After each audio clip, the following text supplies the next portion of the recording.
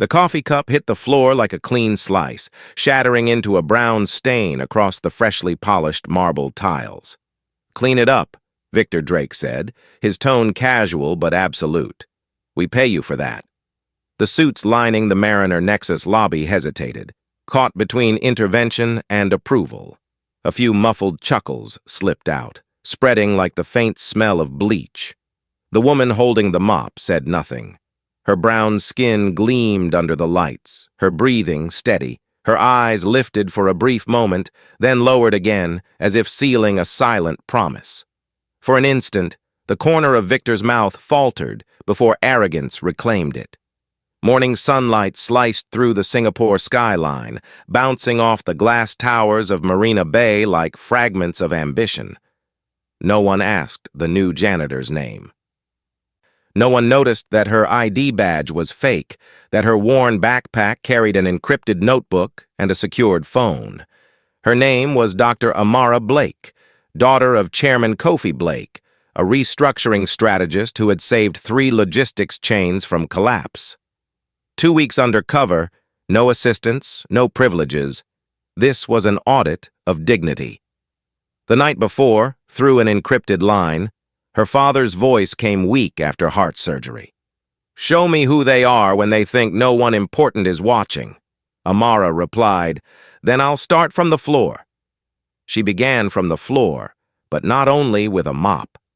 She counted the manager's footsteps, logged how often the receptionist bowed, noted who pressed the priority elevator button and who brushed past others without an apology. She paused by the memo titled Workforce Optimization, signed by Kofi himself, though the slanted loops and narrow curls in the signature weren't his. She snapped a photo through her evidence app. Victor returned after his coffee break, his boots clicking with practiced confidence. He stopped where the stain had been, gazing at the flawless reflection beneath his shoes. "Good enough," he said, "but don't stand here when clients arrive." The department heads laughed a beat too late. Amara looked up. "Some things only look clean until the light hits them, sir." Victor frowned slightly, then turned away. Power, she thought, is built from gestures, the fleeting glance, the half shrug, the pen that signs at the bottom of the page. All day, she moved among those gestures. She saw night shift workers forced into overtime, an email titled Productivity Upgrade, forwarded with a laughing emoji, interns finishing reports their bosses would later present, with their own names on the slides. Kenji from maintenance passed quietly, leaving a folded tissue beside her cleaning cart. "If you need anything, knock," he murmured. Priyanka from HR offered only a brief nod. In the security room, Hao rewound the lobby footage and muttered, "She doesn't move like a janitor." On the top floors, the board secretary cross-checked a confidential list. Dr. Amara Blake, dual PhDs, restructuring expert, designated successor. 2 worlds separated by a few dozen floors and a thin gray uniform. By late afternoon, Amara was wiping the windows on the 32nd floor as the city turned the color of honey. From here, the ships in the bay looked like chess pieces, and below, people were moved like disposable resources. Her phone vibrated. "First day." "What did you see?" "I saw that respect is rarer than profit," she replied. She closed her notebook and walked through the maintenance corridor that smelled of oil and detergent. On the floor below, Victor's voice cracked through the intercom. "Cut break time. Tighten clock-ins. No arguments." Amara stopped before the service elevator. In the hazy mirror, she saw the reflection of a woman in a gray uniform, hair tied neatly, eyes no longer lowered. She whispered, "Tomorrow. We clean from the roots." She pressed the button, her chest expanding as if with the first breath of a storm. The glass tower seemed to tilt just slightly, enough for the light to shift and reveal the dust no one had dared to see. The game of power had begun, with a single spilled cup of coffee. The service department in Tanjong Pagar still smelled faintly of disinfectant when Amara returned from her morning shift. She took off her gloves, washed her hands, and opened the hidden laptop inside her drawer. The light from the screen softened the gray of her uniform, revealing the woman beneath, the calm, steel-eyed Dr. Amara Blake, daughter of Chairman Kofi Blake, heir to a logistics empire, yet still working the second janitorial shift under the ID A1342. The secure connection linked to a hospital room in Accra. Kofi appeared under harsh light, his voice weak but firm. "Are you all right?" "I am," Amara replied. "And I've seen what you wanted. They write culture in their manuals, but express it in how they treat the powerless." Kofi nodded. "They don't know they're being watched. Let truth speak for you. 2 weeks, Amara. Show me if Mariner Nexus deserves to stand." The call ended. Amara opened her notebook, listing sharp details. A supervisor cutting meal breaks for migrant workers. A manager ordering security to redirect cameras for VIPs. A secretary hiding reports on warehouse accidents. Each fragment formed a pattern of a culture slowly cracking. The next morning, light rain lingered. In the supply room, the manager handed her a new access card. "You're assigned to the executive floor. Be careful. They're picky up there." Amara nodded, pushing her cart into the service elevator. The 40th floor opened into another world. Plush carpets, cold air, mirrored walls reflecting arrogance. Victor Drake exited a meeting room, his tie dark red. "You're new. My office must be spotless every morning. When clients come, you vanish. We have image standards here." His gaze brushed over her hair. "Keep yourself tidy. Understood?" Amara nodded, memorizing every word. All day, she watched the hierarchy move like a machine. Young managers copied Victor's tone, speaking of staff cuts like trimming excess fabric. Employees of color bowed lower on higher floors. Only 2 broke the rhythm: Priyanka Shah from HR, who greeted her kindly, and Kenji Tanaka from maintenance, who nodded and said softly, "Good morning." As she wiped the glass overlooking Marina Bay, the city looked like a glowing circuit board. She counted the priority elevator stops at male executives' offices, logged reduced breaks for the cleaning crew, and noted emails with laughing emojis announcing new productivity rules. After work, Kenji stopped by to change a power converter. "The operations room locks its servers oddly," he whispered. "Only Victor has access. The performance report is missing HR data. Someone deleted it." Amara met his eyes. "Thank you," she said quietly, remembering every word. That night, she spread her notes across her table. On one page was the forged HR memo signed with Kofi's name, the slant too sharp, the loops too tight. She used her evidence app, compared it to his authentic signature, and layered the images carefully. The pieces stood like markers pointing toward truth. Before turning off the light, her phone vibrated. A message from Priyanka read, "If you need to talk, I'm here." Amara looked at the screen, then exhaled slowly. Tomorrow she would reach the data itself.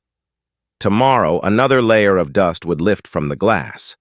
Those who still believed a mop only erased stains would learn it could also reveal the line between lies and truth. Tuesday morning, the executive floor of Mariner Nexus gleamed under the cold white light of recessed lamps, bright, sterile, and unforgiving. Amara pushed her cleaning cart down the marble corridor, her eyes scanning quickly like a silent surveillance camera. She had learned to blend into the walls. No one looked. No one asked.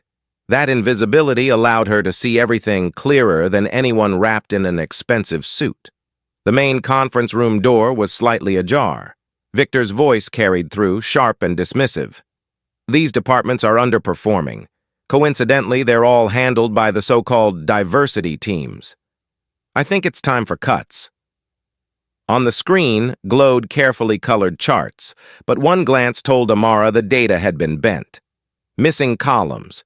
No record of the 30% staff reduction or the faulty equipment that caused the drop in productivity.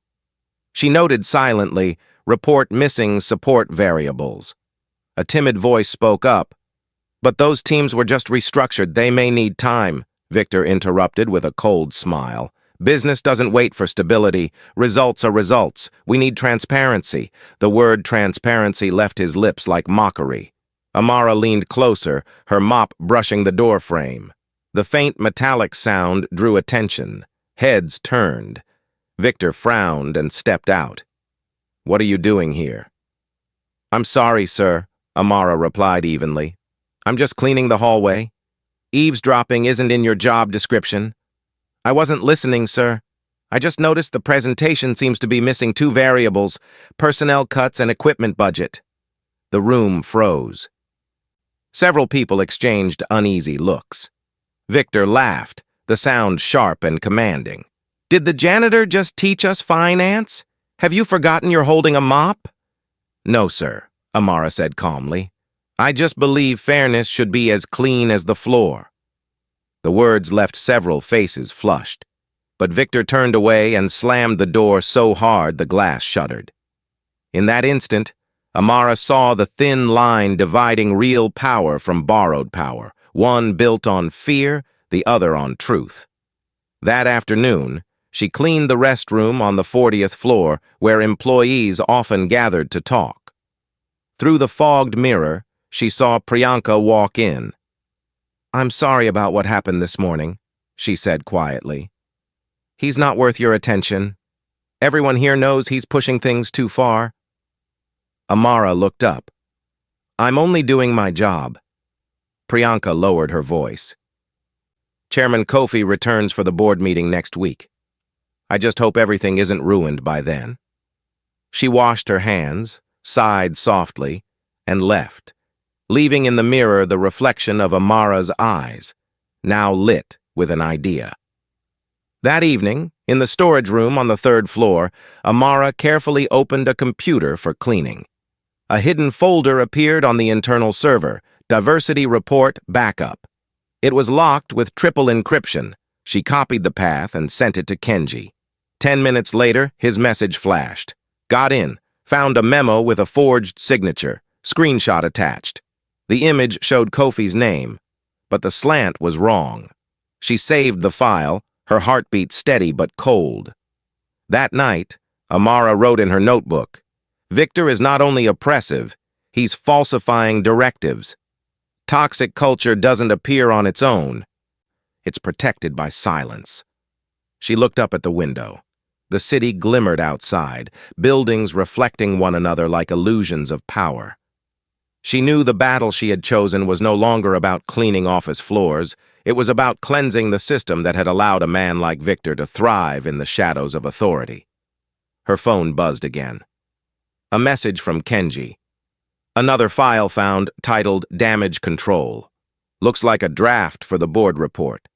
Amara closed her eyes, picturing Victor's face that morning, his voice echoing like a distorted speaker.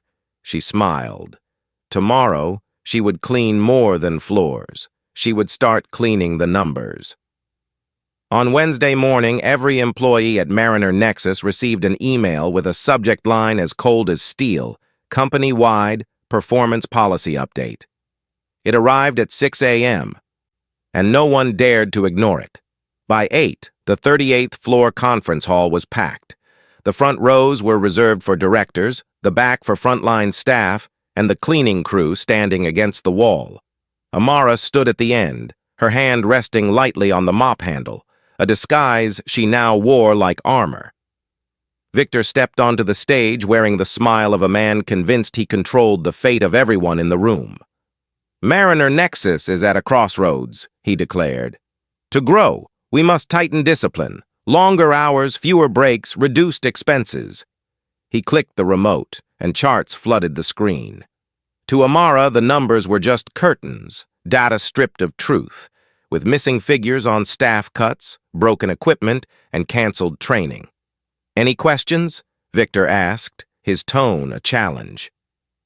The room fell silent except for the hum of air conditioning. Then Amara raised her hand. Hundreds of eyes turned toward her. "Yes, the janitor," Victor sneered. "The new policy requires employees to stay until 7:33 times a week. Amara said evenly. Has the company considered those with children or dependents, or must they choose between work and family? The air chilled. Victor smirked. Your name? Amara. Do you have a management degree, Amara? I haven't said I do. Then listen closely. People holding mops don't run companies. This decision is based on research and managerial expertise. The word research rolled off his tongue like an empty shield. A few stifled laughs followed. Some managers looked down, ashamed. Priyanka gripped her notebook, and Kenji's eyes darkened. No further professional questions? Then we're done, Victor said, stressing professional like a slap. The crowd dispersed. Amara, stay and clean, he ordered. 4 people remained, Victor, 2 directors, and Amara. Victor deliberately knocked over his coffee cup. Oops, how clumsy, he said mockingly. One director leaned close, voice slick. There are shortcuts to success here. All you need is to please the right people. Victor shrugged. Don't waste your breath. She's not smart enough. Amara stayed silent, her mop moving in calm, deliberate strokes like chalk lines at a crime scene. When she finished, she stood upright. Thank you for the lesson, sir. Coffee is like power. It spills in a second, but cleaning it takes time. She pushed her cart out. Through the glass, Kenji caught her gaze and nodded. Farther back, Priyanka exhaled, as if a decision had just formed in her mind. At noon, Amara entered the janitorial break room. She unpinned her badge and opened the footage from her hidden micro-camera. The compressed sound was clear enough, the cup shattering, the filthy innuendo, the forced laughter. She saved the file as Evidence 04, tagged with time and location. Her phone buzzed. Kenji's message read, Hold steady. I'm opening the backup data vault. Priyanka's followed. If you need a safe channel for reporting, call me. That afternoon, Victor held a management meeting. The door was slightly ajar as Amara passed by, hearing his voice preach about a culture of accountability. His polished words coated the machinery of exploitation like paint over rust. She noted in her book, Beautiful language is the final layer of coercion. That night, her apartment in Tanjong Pagar was silent. Amara connected the dots between policy and the people crushed by it, a single mother on night shift, a warehouse worker with chronic pain after safety gear was cut, a team stripped of training. On her screen, the clips formed a cold mosaic, arrogance disguised as efficiency, injustice rebranded as performance. She stood by the window overlooking the bay. The wind carried the tang of salt. At the container docks, cranes swept arcs of gold across the mist. Closing her laptop, Amara whispered, Tomorrow, I won't just clean the floors. I'll clean the language they use to hide the truth. Basement Level 3 lay deep beneath the Mariner Nexus headquarters, where the smell of old paper mixed with the damp scent of metal. On Thursday morning, Amara was temporarily reassigned there by Victor, a punishment disguised as practicality after yesterday's meeting. The archives are a mess, he said, his voice sharp behind a velvet smile. If you want to be useful, clean it up. Amara pushed her cleaning cart into the service elevator, the flickering yellow light glinting across her face. She understood what this really was. Not exile, but opportunity. The truth always hid at the bottom of the building, where no one wanted to touch. The storage hall stretched endlessly, rows of metal cabinets lined like soldiers, dust coating them like a thin layer of ash. Each cabinet was marked with silver paint, a few doors rusted and unlocked. Amara turned on her flashlight and began methodically organizing the boxes. Wipe, sort, skim, note. Every time she saw Victor Drake's name, her eyes lingered a little longer. By midday, she found a faded box labeled Personnel History 2018-2021. Inside were stacks of old HR reports, commendation lists crossed out, signatures replaced by deputy directors. On several projects, names of Asian, African, and Latin American staff had been erased and replaced with those of white managers. Amara photographed each page carefully, her eyes moving quickly through the notes. Restructure leadership to enhance brand image. A polished phrase for stealing credit. At the bottom of the box lay a beige envelope thick with dust, the handwriting scrawled, "To Chairman Kofi Blake, internal complaint." The seal was unbroken. Amara slid a blade under the flap and unfolded the contents. A whistleblower letter from 3 years ago accusing Victor and his executive circle of forcing out employees who protested unsafe labor cuts. The signature at the end read, "Maria Santos, former head of HR, long since gone from the company." The letter had never reached Kofi. Amara gripped the envelope tightly, a chill running down her spine. This was more than forgery. It was an organized cover-up. She looked around the silent room, the hum of the air conditioner like the sleeping breath of a beast. "How many voices were buried down here?" she whispered. In the afternoon, footsteps echoed. Kenji appeared at the doorway, laptop in hand. "Priyanka said you'd be here. Victor's in a board meeting. Now's the time to extract the data." He connected his laptop to the backup drive. The screen filled with hundreds of files, KPI reports, complaint logs, internal memos. "Many of these are marked resolved," Kenji said softly, "but they're just renamed and hidden." Amara opened one document. Across the screen read Victor's note. "Address diversity concerns, create sense of inclusion, maintain media silence." She captured the image, her heart steady but cold. When Kenji removed the drive, his eyes fell on the envelope in her hand. "What's that?" "A forgotten confession," she said. "What will you do with it? Keep it sealed until it's read where it belongs." Before leaving the archive, Amara compiled all photos and documents onto a USB disguised as a pen. She locked the door, taking one last look around. Her flashlight beam cut through floating dust, each particle shimmering like fragments of memory rising from the dark. That night, in her small apartment, Amara spread the documents across the table. Under the lamp, each piece of evidence reflected the system's true face like shards of glass. Between the pages, Maria's words stood out. "I believe Chairman Kofi still values justice. If you read this letter, please save those who have been forgotten." Amara closed her eyes.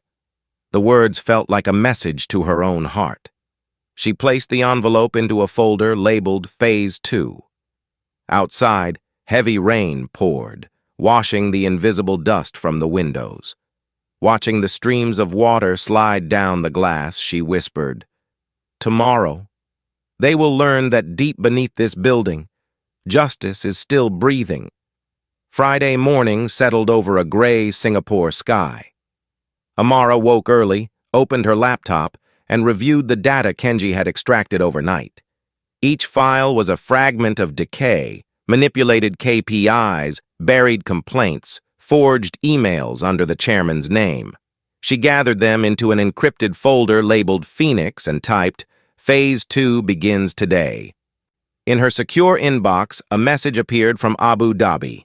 The sender, Yusuf Al-Naim, senior advisor to the Sovereign Fund and second largest shareholder of Mariner Nexus, wrote, "Victor Drake is moving to replace the CEO.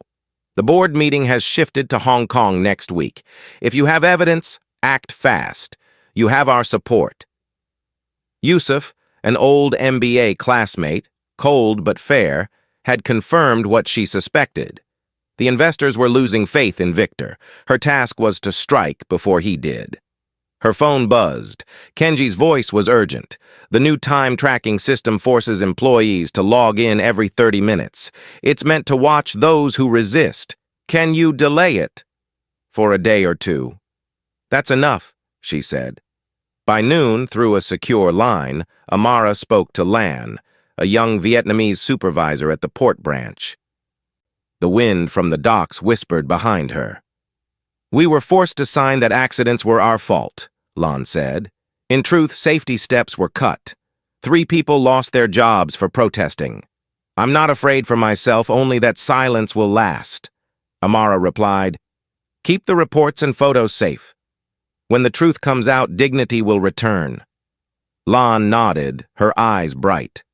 That afternoon, Amara met Priyanka at a cafe near headquarters. Priyanka lowered her voice.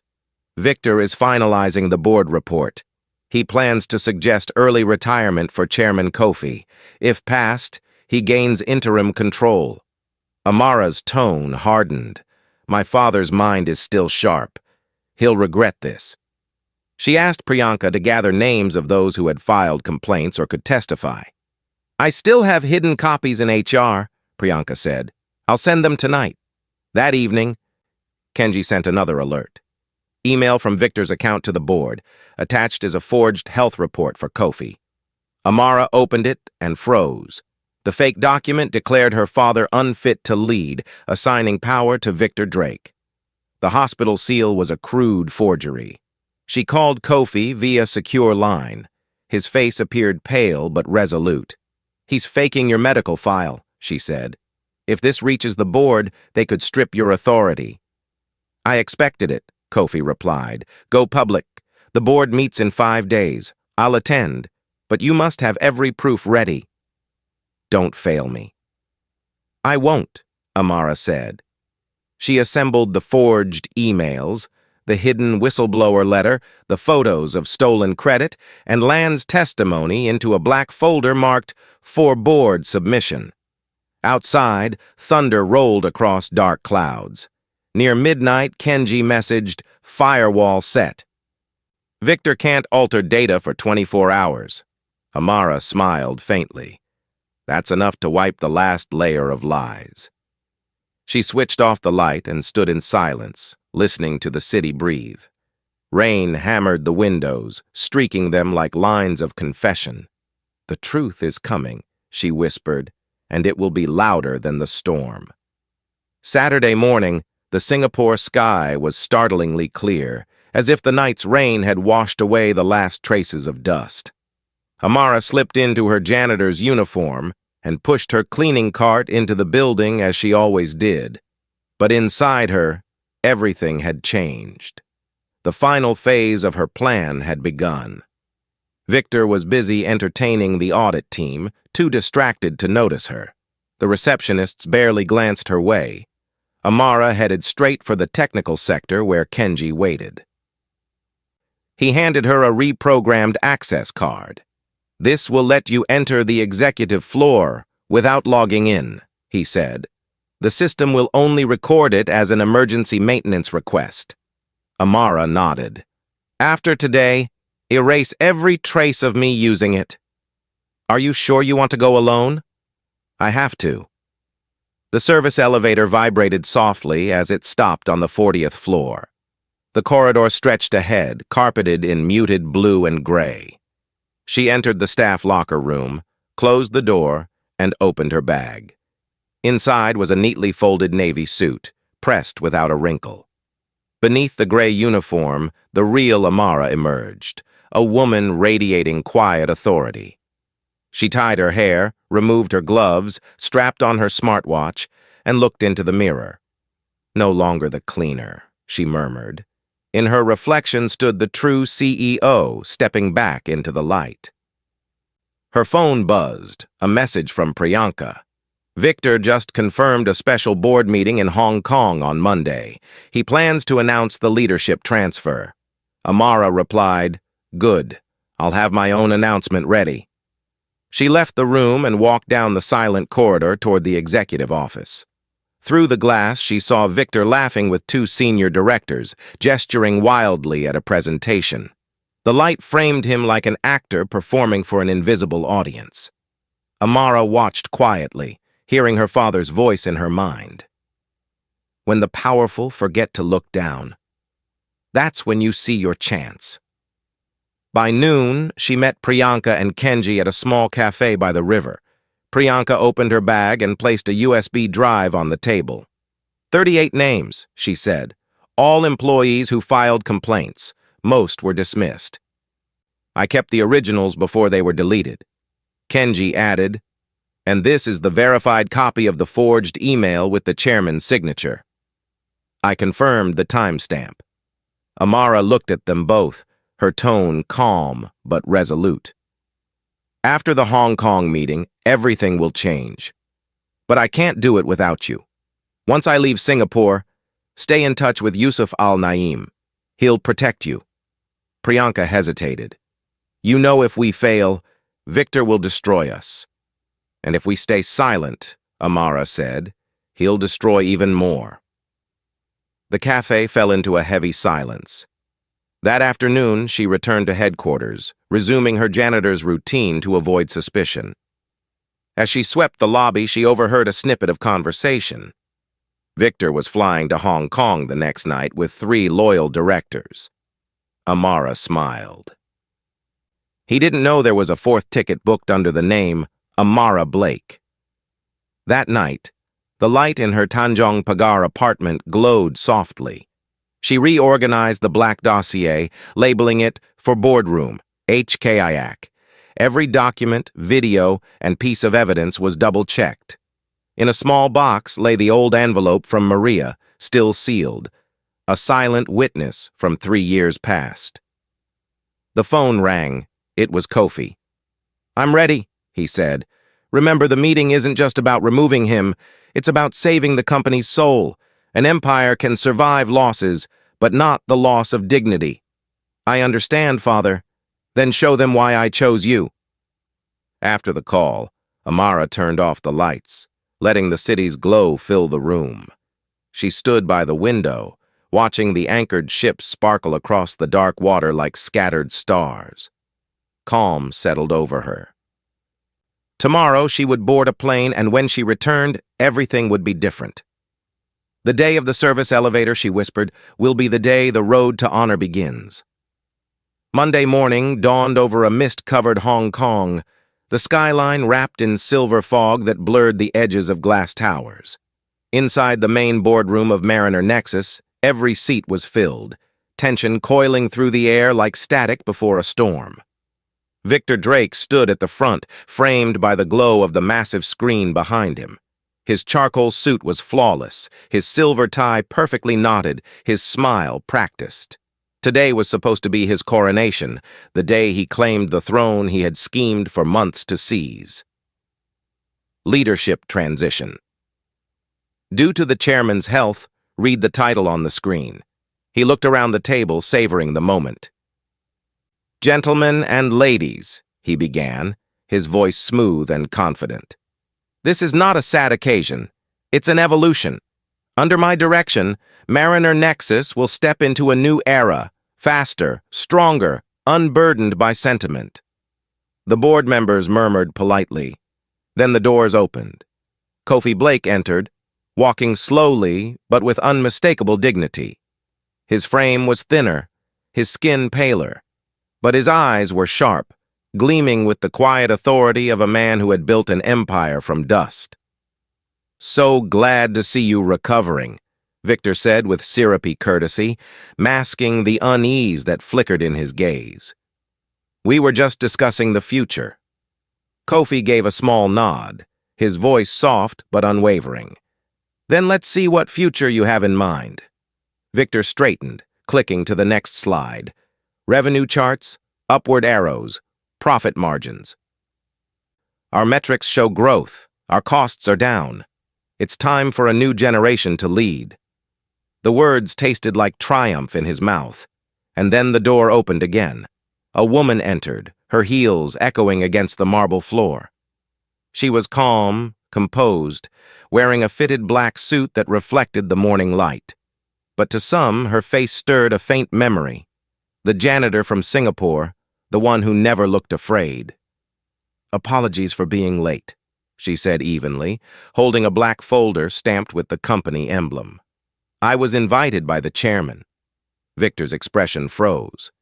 You're not part of the executive board, he said, his voice sharp now. Kofi turned his head toward him. She is my daughter, he said clearly, and my appointed successor. The room went still, the air thickening until every breath felt heavy.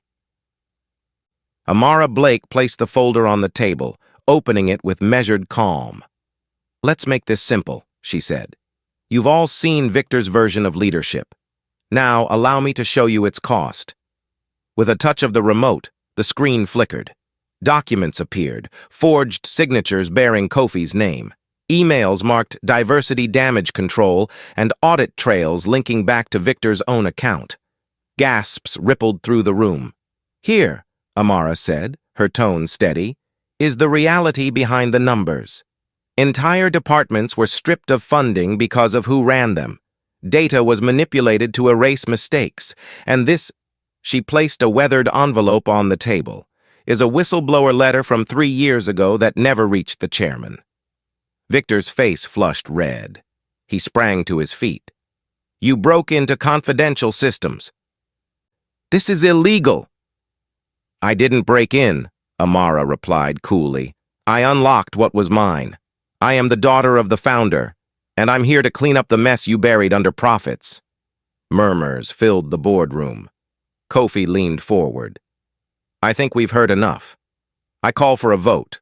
One by one, hands rose, every single one except Victor's. The verdict was silent but absolute. Security stepped forward. Victor's bravado collapsed. His confident mask crumbled into disbelief. "You can't do this!" he shouted, but no one answered. Amara watched him quietly, her voice low and cutting through the air like a blade. "You once said power is a stage, Victor. Today, the curtain falls." He froze, staring at her as if seeing her for the first time, not as the woman he dismissed, but as the leader he could never be. Kofi rose and placed his hand on his daughter's shoulder. "You've just saved the company's soul," he said softly. Amara looked at him, then at the stunned room. "No," she replied. "I only did what any cleaner should do, wiped away what others refused to see." The silence that followed wasn't one of fear, but of awe. And outside the glass walls, the fog over Hong Kong began to lift, as if the city itself had been waiting for this moment of clarity. The arbitration chamber at the Hong Kong International Arbitration Center glowed under bright lights, cold and tense. 3 months after the fateful board meeting, Victor Drake officially sued Mariner Nexus, accusing the company of wrongful termination and defamation. But the person leading the defense on the opposite side of the table was none other than Amara Blake, now the new chief executive officer of the corporation. Victor entered with 4 lawyers, impeccably dressed in a black suit and silver tie, his confident smile masking exhaustion. He wanted to turn this trial into revenge, a last attempt to salvage his shattered reputation. When the tribunal requested introductions, he rose, his voice sharp. "I am the victim of a family conspiracy. A spoiled daughter manipulated an entire corporation to seize power." Amara sat still, calmly flipping through her files. When he finished, she stood. "Let the evidence speak," she said, her voice steady and controlled. Victor's lawyer projected slides showing charts and figures. Under Mr. Drake's leadership, productivity rose 20%. Profits increased steadily. His dismissal was a mistake that caused serious reputational harm. Amara asked one question. "Who selected these evaluation criteria?" Victor answered, "I did, along with the executive board." Were the same criteria applied to departments led by minority employees as to others? He hesitated, then replied stiffly, "Of course the same." Amara pressed a button on the remote. 2 tables appeared on the screen. On one side, criteria for white management teams, long-term investment strategy, and sustained growth performance, and on the other, for minority-led teams, immediate output and labor cost ratio. The imbalance spoke for itself. The air in the room shifted. One member of the tribunal asked, "Mr. Drake, how do you explain the discriminatory criteria?" Victor tried to steady himself. "Different departments have different goals. That doesn't mean discrimination." Amara gave a faint, knowing smile. "Then let's hear from your colleagues." She called the first witness, a senior project director from a partner firm. The man took the stand. Mr. Drake once said in a meeting that diversity was just corporate decoration. He even explained how to remove employees of color without legal exposure. The tribunal stirred. The second witness, a female manager from Singapore, continued. He instructed me to ease KPI standards for white employees and increase pressure on immigrant staff. When I refused, I was demoted. Victor slammed his hand on the table. Lies. Every word of it. Amara remained calm. Then let's hear your own words. She played an audio recording. Victor's voice rang through the chamber. A janitor knows nothing about business. We need to clean up our ranks before they ruin the company's reputation. Silence filled the room. One of his lawyers lowered his head. Victor's voice cracked. I spoke in anger. One arbitrator interrupted sternly. Yet you acted on it.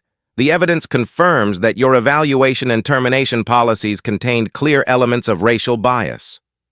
Amara closed her argument with a single sentence. This is not a dispute between two people. It is the line between power and dignity. After 3 hours of deliberation, the tribunal ruled. Victor Drake's complaint was dismissed. He was found guilty of ethical misconduct, and his case was referred to the Human Rights Commission for further investigation. Victor sat motionless. His phone buzzed with an email. The last company considering him had withdrawn its offer. He looked at Amara, his eyes hollow. She gave a slight nod, not in triumph, but in quiet peace. As she left the chamber, Kofi Blake waited in the corridor. You've cleared the last of the filth, he said. Amara replied softly, No, Father. I just opened the door and let the light do the rest. 3 months after the arbitration, the headquarters of Mariner Nexus in Singapore shone brightly once again. The tension that once haunted its halls had dissolved, replaced by gentle laughter and the steady rhythm of footsteps. From the 32nd floor, Amara looked down at the lobby where employees now greeted one another with warmth instead of silence. She nodded slightly. The great renewal had begun. That morning, she led her first meeting with the new executive team. On the large screen, the title glowed. Project Renewal, Rebuilding Culture and People. Her voice was calm but firm. We are not just fixing mistakes. We are rebuilding this company from the foundation of human dignity. She laid out her plan, a full review of all dismissals from the past 2 years to identify anyone forced out through bias or pressure and to restore fairness where it was denied. Employees were invited to submit anonymous appeals. If someone was dismissed for being different, they will be called back, she said. Next, Amara introduced the Walk in Their Shoes program, requiring every senior executive to spend 1 shift working alongside frontline staff, loading cargo, inspecting inventory, even cleaning floors. When you understand what others endure, she said, you'll see where your decisions went wrong. A few faces tightened, but her gaze silenced any objection. Kenji, now Chief Technology Officer, presented the new transparency dashboard, all performance reports audited by third parties and visible to the entire company. No one will be buried under data again, he said. Priyanka, now head of human resources, added, HR is no longer a shield for mistakes. It's the safeguard for our people. By noon, Amara walked the corridors, visiting departments once gutted by cuts.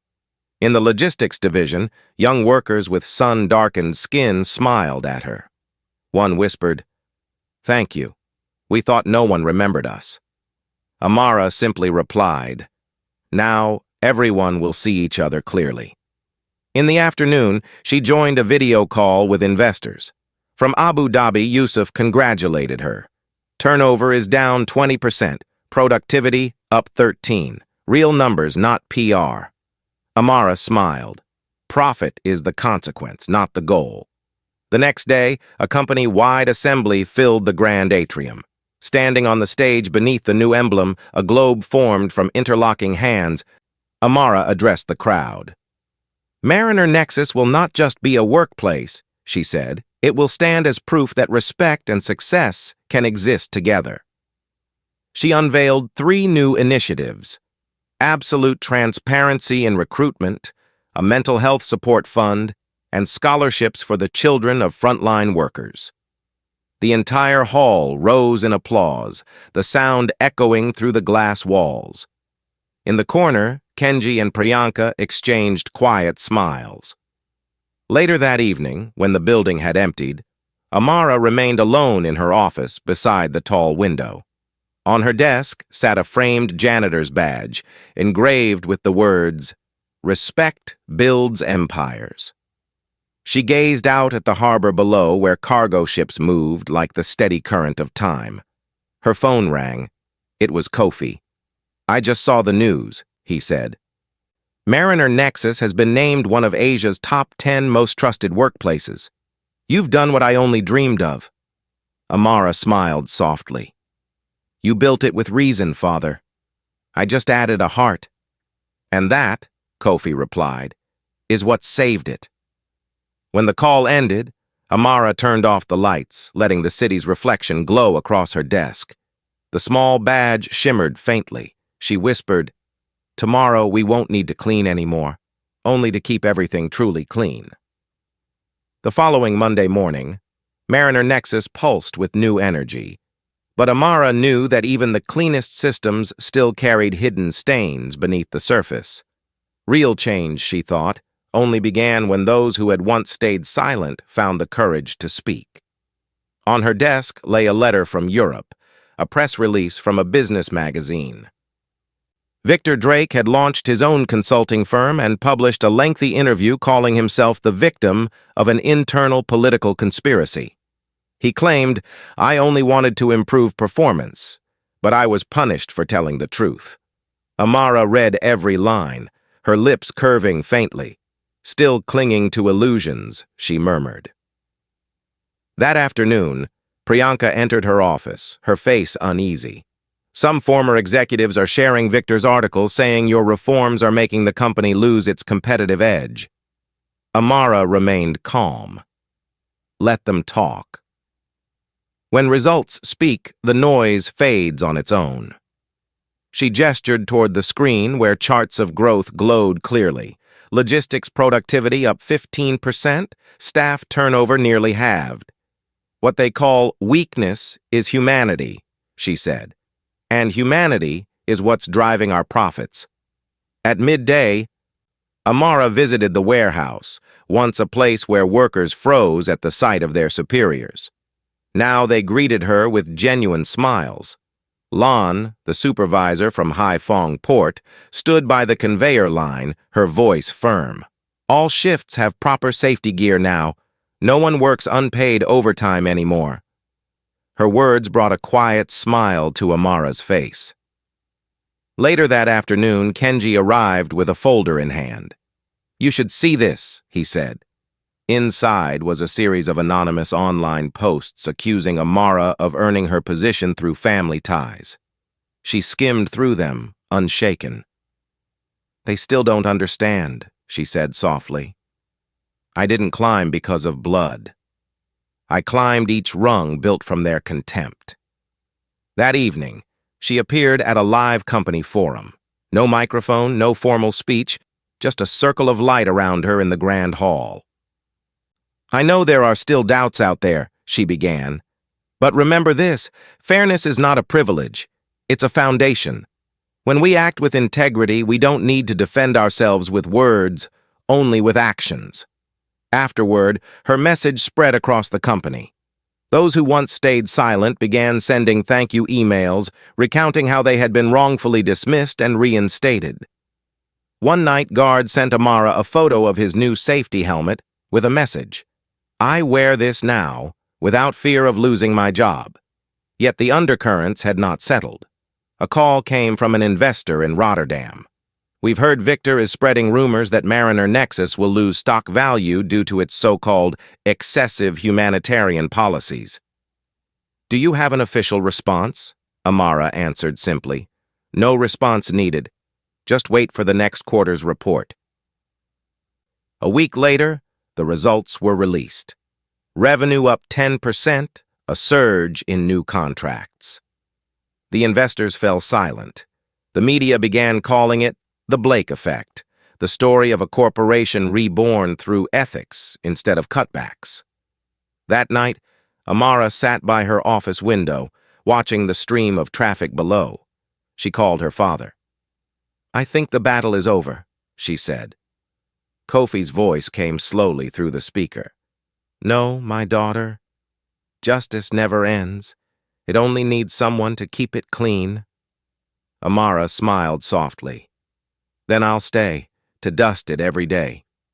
Outside, the night wind swept past the building, its new logo shining against the skyline, reflecting 4 words that defined everything she stood for. Respect builds strength. 1 year later, Mariner Nexus had become a symbol of transformation. The tower by the bay gleamed brightly, no longer a fortress of fear, but an open space where every voice was heard. Amara walked through the grand lobby in a simple white shirt, and every nod she received was not out of rank, but respect. In her office, beside the tall glass window, still hung the framed photo of her old janitor's badge, engraved with small words beneath it. Respect builds empires. Each morning she looked at it and reminded herself that power was never meant to be kept, but to cleanse what others choose to overlook. Today's board meeting was special. Kofi Blake had fully recovered, his frame thin but his eyes clear, sitting beside his daughter. He smiled. "I wanted to see how you lead when I'm not here." Amara replied softly, "You've already taught me enough, Father. Now I clean with light instead of a broom." The room fell silent as she began her presentation. Revenue had risen by 14%, staff turnover had fallen by 70%, and rehires of those once unfairly dismissed had reached record numbers. "We no longer have to choose between humanity and profit," Amara said. "Human dignity is the most sustainable asset of all." Priyanka and Kenji followed her lead. Priyanka announced a new mentorship program helping immigrant employees develop management skills, while Kenji unveiled a full company transparency dashboard audited by independent experts. When they finished, Amara added, "At Mariner Nexus, everyone is a leader, only our roles differ." That afternoon, the company launched the Nexus Fund for Workplace Equity, dedicating 3% of annual profits to help local businesses build fairer policies. Kofi handed the fund's emblem to his daughter. Amara said quietly, "You're still the one holding the guiding light." At lunch, she sat with employees in the cafeteria. Lan, the former port supervisor from Haiphong, had been invited to serve as a safety consultant. "We've replaced the old lines," Lan said proudly. "Every shift now has proper safety gear and annual leave is guaranteed." Amara nodded. No one should have to trade health for survival. Later in the afternoon, a young janitor approached her. "I heard you used to do our job, is that true?" he asked. Amara smiled. "Yes, and those were the days I learned the most." "So how does it feel to stand here now?" he asked again. "Not much different," she replied. "I'm still doing the same job, just on a larger scale, keeping everything clean." That evening, the first anniversary celebration of the company's renewal filled the grand atrium. Thousands of employees surrounded the stage, the lights soft, voices merging into a warm hum. Amara stepped forward and spoke. "True strength doesn't come from fear. It lives in the courage of those who choose to speak up. If one janitor can change an entire corporation, then each of you can change the world around you." The hall fell silent. In the front row, Kofi smiled. Amara looked around and saw faces that once looked down now held high. Their story had begun with a spilled cup of coffee and ended with the light reflected on spotless glass. She turned toward the camera, her final words reaching beyond the room. "If you believe in justice, speak out. If you've ever been underestimated, stand tall. Sometimes great change begins with a small act, wiping the dust off your conscience. If this story moved you, leave a comment. Like this video, and subscribe so we can continue sharing more stories of justice, courage, and better workplaces every day.